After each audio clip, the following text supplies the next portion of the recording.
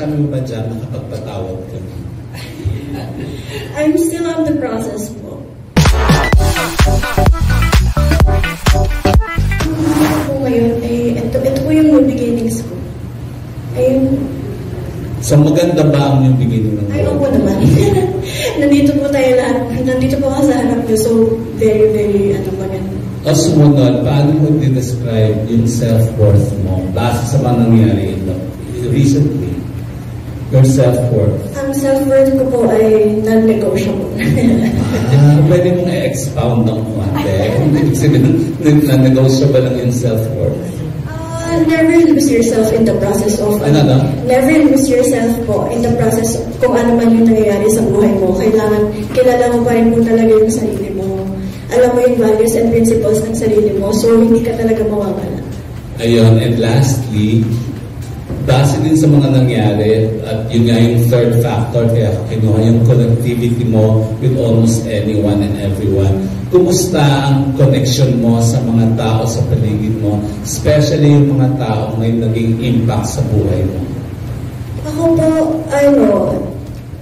as much as possible talaga is pinipili ko yung mga taong nakapaligid lang sa akin. Yung talagang solid support system na ipupunta ka talaga sa tama, sasabihin talaga kung bali yung ginagawa mo.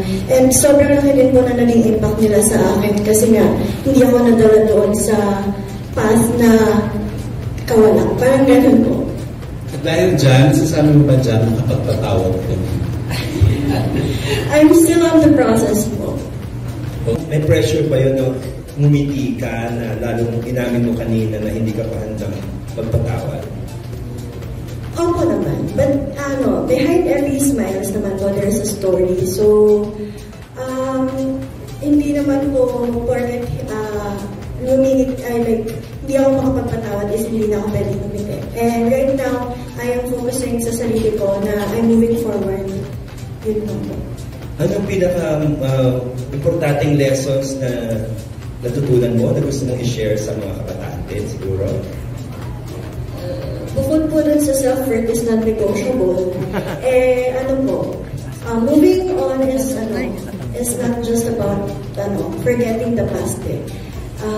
It is also about choosing yourself in the present. And kung paano mo itatayo ulit yung sarili mo despite sa lahat ng mga nangyari ko sa'yo. Buta, binanggit mo na rin kanina about the issue. Ano ang next move mo after the issue? And may connect ka pa ba sa mga taong involved sa issue? Yun muna, anong plano mo after the issue? Wala na po akong connection dun sa mga tao na nasa loob ng issue. And ang plan ko po right now is to just focus sa sarili ko and i-build yung career siguro and yung self-growth ko po talaga.